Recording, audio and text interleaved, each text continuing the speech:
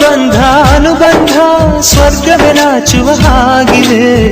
ಇಲ್ಲಿ ಮೊಗ್ಗು ಅರಳಿದರೆ ಹೂವಿಗೆ 1000 ವರ್ಷವೇ.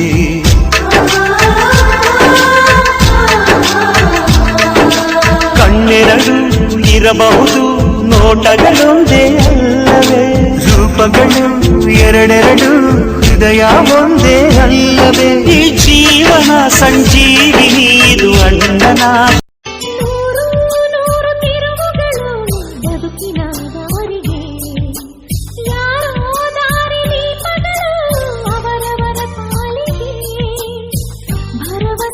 ನಡೆಯುವ ನೀತಿ ತುಂಬಿದ ಎದೆಯಲ್ಲಿ ಬಯಸುವ